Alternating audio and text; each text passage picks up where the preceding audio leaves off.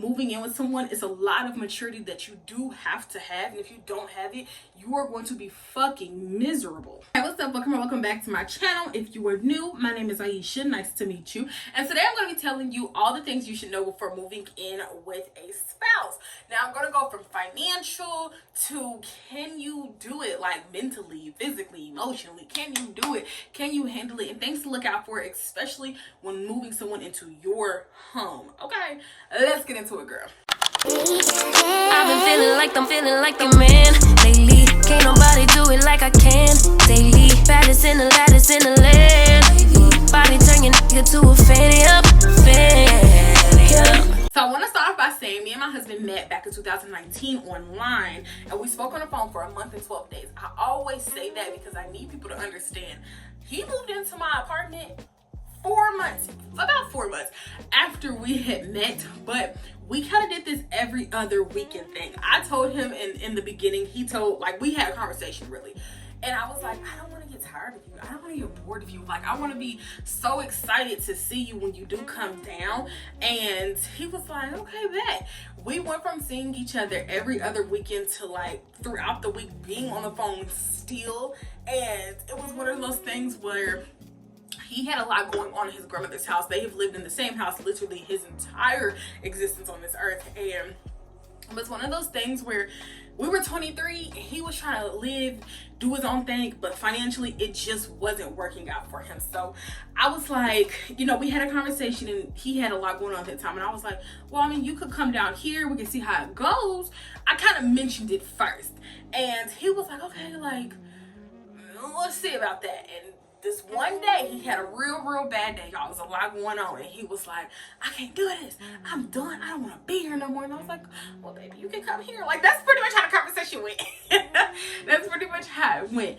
And I had a conversation with my brother, and my brother was like, yeah, cool, like, Anthony, he cool, like, that'll work. Now, mind you, up until this point, me and Anthony hadn't had a real argument. We hadn't had one of those conversations that would make me think like, I don't think I could trust this nigga. Like, I never had that conversation with him before. Like, we never had a bad conversation. Up until this point, the honeymoon stage was laid on thickly, but it wasn't like I was being manipulated. I didn't feel like I had to, I was forcing myself to let him move into my apartment. And also, there was only one conversation that he had with his brother that I wasn't technically supposed to hear, but I'm not sure if his brother knew I was on the phone. And I was like, ooh, like, if that's how you talking, like, ew, like, I don't want to deal with you. But by that point, he was my boyfriend. So, like, it wasn't enough for me to be like, I don't want to be with this dude. Like, I don't want to date him. It wasn't that bad. Up until the point of him moving in. So, once he moved in, my biggest thing was, can you be financially like literate? Do you understand finances? Do you understand how to pay the rent on time? Do you understand how to pay the light bill? Because he had never had any type of responsibility like that before. He was always assisting his family with paying the rent, paying the mortgage because his grandmother owns her home, that sort of thing, right? Up until that point, he was green to a lot of shit. So if you are in that mode of feeling like you have to teach and you don't want to be a teacher, that can pose a big challenge on you. I, for one, was okay with teaching him certain things because it's not like he was completely unsure. He had just never done it before. So the first thing that we really had that conversation about was finances. Like, are you good with your money? How do you spend your money? What do you buy first when you do get your check? How do you divvy out your money? Like, I had to have that conversation. And I had already been living in my apartment going on 2 years at that point. To me, I wasn't new to it anymore. This was like everyday, regular schmegular adulting for me. But for him, it wasn't. So we had that conversation. My husband, I had to learn this when he was just my boyfriend.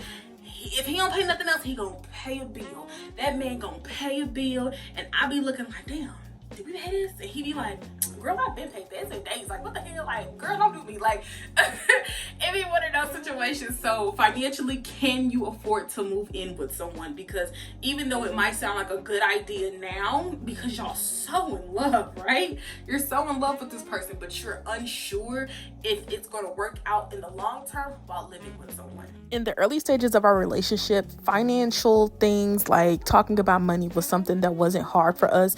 We were able to comfortably have those conversations because I didn't want him to feel like I was pushing him away because of money or anything like that. If I needed help on certain things, like, he was always there. And I feel like that just goes into conversation. Like, just speak to them and let that person know, like, okay, on this check, it wasn't the biggest, or this check, I might be short on this, and just already having those conversations before things pop up, like a late bill or an eviction or things like that. Like, you have to have those conversations, because if that person doesn't know what your financial situation is looking like, how the hell y'all gonna live together? The next thing was, for me, am I gonna be comfortable moving someone into my apartment? Because for a year and a half at that point, it had just been me and my little brother. My little brother had his own bathroom, his own full bathroom. I had my own full bathroom. We had two completely different rooms. Like, I was now moving someone into my home, my sanctuary, my peace, my space. And I was unsure. And it's not like I had a very girly room, so I was like, oh my God, like, I'm moving somebody in, I have to ungirly my room. It wasn't that at all, actually. The only creepy thing that I had in my room that people would say is when you would walk into that room, I had these big eye decals that my mom had got me, and I was like, I like that. So when guys would come over, they'd be like, oh, this looks like somebody looking at me. Because it was me, bitch. Like, I'm looking at you.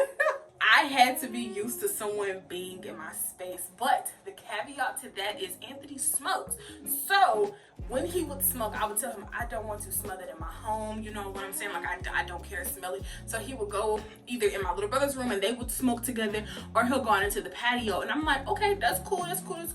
You can smoke. I'm not going to tell you to stop smoking. I can't tell somebody to stop smoking weed, but at the end of the day, I wanted him to be respectful of my home. I don't want to walk in and not smell marijuana. Like, girl, no, like no. But I did get used to him being there, and like his space became our space. I stopped looking at it as if this is just my home, because at that point I'm seeing him every single day. I went from only seeing this man to every other weekend to every single day, and I would tell him, like, I don't want to come off in arguments as if you're invading my space. We would have those conversations, and I would just be candid about it. Like, this is something new for me. This is something new for you. Like, I don't want to ruin this experience just because of a temporary moment, a temporary feeling. So I feel like moving in with someone is a lot of maturity that you do have to have, and if you don't have it, you are going to be fucking miserable. Wife benefits at a girlfriend's wage. I wasn't doing it. I would consider all the way up until the point when me and Anthony got married last year. I will always tell him, I'm not giving you wife benefits at no girlfriend wage. It's not happening. So do not feel like you have to wash that man's dirty drawers. If he is not picking up after himself, girl, kick him out your shit, because what you're not gonna do is disrespect my space. And that was something I was so serious about. I don't want to wake up and I'm tripping over your underwear in the middle of the night. I don't want to wake up and be falling over big ass shoes. Like, a size 13 print should not be in my leg. It should not be, because I've fallen and I can't get up. I don't want that for me. So yes, pick up your stuff and vocalize things. When things bother you right then and there, say something. But I'm not saying that, and let me come back for a moment with that. When things would happen, right? To this day, me and Anthony are still these type of people. I'm not gonna argue in front of you with other people around. I'm just not gonna do it.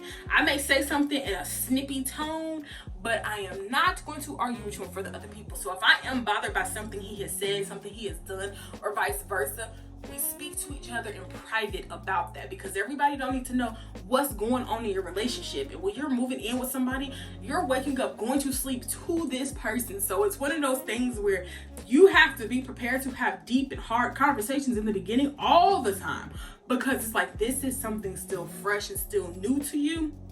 So you have to start getting comfortable with being uncomfortable with uncomfortable conversations. Something I also had a concern with now was I have to make dinner for more than one person, or he has to make dinner for more than one person.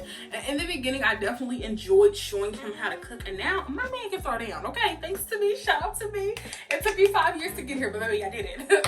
In the beginning, he could only really cook very basic things. And over the years, I've really taught him how to cook complex meals. So if you're not in the business of teaching, baby, moving a man into your house, it may not be for you, especially if this is his first time ever living with a woman like that. And to my young girls, like I said, I was 23. I'm 28 going on 29. When we first met, I was used to like rolling up my tampons, rolling up my pads in the trash and all that type of stuff, and putting things away like in my trash can, very like particularly because I would have guys, like before I met Anthony, I would have guys come over and I don't want them going into my bathroom and they see a fucking open tampon. So making sure your sanitary items are taken and put up, because I feel like that could be something that could really turn somebody off, because they may feel as though that you're not a very clean woman. And you know what I'm saying? Like, you gotta make sure that's together. Just to add that in, because this is more for my younger ladies that may watch this video. Make sure your hygiene is right, okay? And that leads me into my next thing, sex. You should not feel like you need to have sex with this person every single day. And if you're not protecting yourself, baby, get protected quickly. When I met my husband, I actually was on birth control. Because of the previous guy that I was messing with, I had to be on birth control at that time because I felt like he was trying to get me pregnant. Like, it was a lot. So if you need a contraceptive, baby, get you some birth control, get you some condoms, be prepared, because when people move in like that, and y'all like rabbits all the time, you need to be prepared for an unexpected pregnancy. And that could easily have turned a relationship. Like, if I got pregnant in me and Anthony's earlier stages, I don't think that we will be together to this day, because our communication wasn't at a complete 100. I had to at times ask this man over and over and over and over and over again to tell me how you're feeling, tell me what's on your mind, because like a man at times, he does not want to speak and express himself, express his feelings. And I had to kind of like encourage him, like, this is a safe space, you can do it. If I can elaborate, I'll tell you everything, you can tell me as well. So that was one of those things that I had to talk about. I don't want to get pregnant yet. I don't want to get pregnant. So being on a contraceptive was something I had to do for me, because we were being reckless at first. You know, I'm not gonna lie. I mean, he's my husband now, but at first he was just my little boyfriend, and I'm over here being reckless. I could potentially get pregnant because I'm not being careful. So don't go airhead on yourself just because of a good morning or a good night or a good afternoon that you have with him. Like, don't do it, girl. Just don't do it. And just because y'all had an argument don't mean that you need to tell your business to your family. Keep it within. Now, my ex-best friend might not have told me a lot of, good advice, but the thing that she did tell me was, Isha, don't tell people about your relationship. Keep it between y'all. It's gonna be so much better. And I stood on that, and I stand on that to this day. Do not go out there and tell your business. Just because y'all had a little argument about who left eggs in the sink like that, because normally it'd be me. Just because y'all had a little conversation about that, and y'all needed a moment, baby, step away for a second. Step away, cool down, calm down, go take a walk, go play the game. For him, it was go smoke a blunt. Like, go chill the hell out. Every single argument that y'all have does not have to be plastered to your family, to your moms, to your dads, to your sisters, to your cousins, to your besties.